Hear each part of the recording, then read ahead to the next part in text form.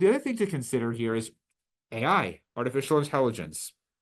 2 years ago at this update, I just kind of made a quick mention of it. The EEOC, prior to the last update, had just put out some guidance, some thoughts about AI, really, that essentially said you still need to comply with the applicable laws, even if you're using AI.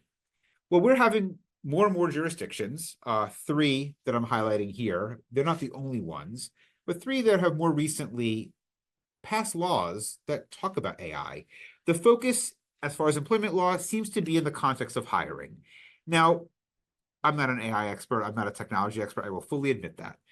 But what do we mean by things here? There's a variety of ways that AI technologies are being used in the hiring context, reviewing, screening resumes by automated bots, for instance, or other automated screens.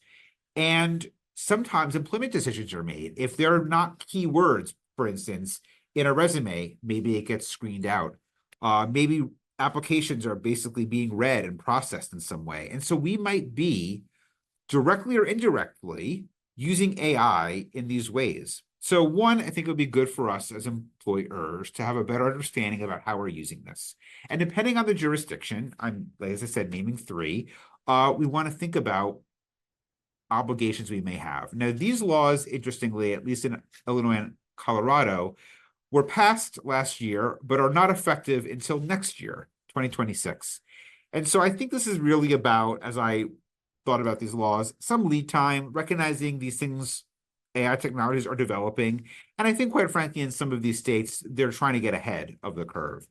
And so I thought it was interesting that in Colorado, for instance, the law is requiring employers who are using AI to implement risk management policies, to have annual assessments of their AI tools, and to avoid discrimination. I love this new phrase, algorithmic discrimination, which, if we're thinking about the algorithms and whatever processes we are aware of or less aware of, what are we programming into this? Maybe we realized over the course of the year, I'm imagining as an example, that we didn't have a good enough filter or screen for our resumes that are coming in. Has that been impacted in some way? Maybe, for instance, in Illinois, as part of their law, it's a violation for employers to use AI in significant employment decisions that have discriminatory outcomes, or I think I would probably say potentially discriminatory outcomes, or maybe disparate impact. Now, as part of this, they've talked about zip codes being proxies for protected classes. So on the one hand, some employers might say, we want to make sure that people applying live reasonably close to our location because we have on-site requirements and you need to be able to commute here. And if you're not within this, I don't know, depending on the city or location, 10 zip codes that surround our location, probably looking for a remote job, or you're looking to relocate and we have no relocation benefits. So we're going to limit it to these 10 area codes. I'm imagining that as a possibility. I think Illinois would say, possibly, depending on which zip codes are included and excluded. I think the question is that a fair approximation? Maybe people want to relocate. Maybe some people are okay with a longer commute. Some of this might be problematic. Some of it might just be a business decision. Some of it might be a screen that's legitimate and non-discriminatory. And some might be correlated with protected groups. Are you taking out certain zip codes?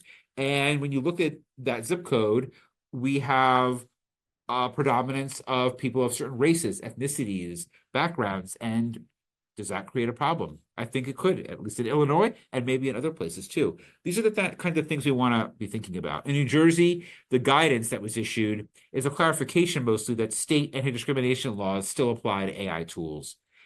We are still responsible as employers for our technologies. So just like we would be responsible, and we'll talk about this maybe in my upcoming hiring training that we're going to refresh from a couple of years ago.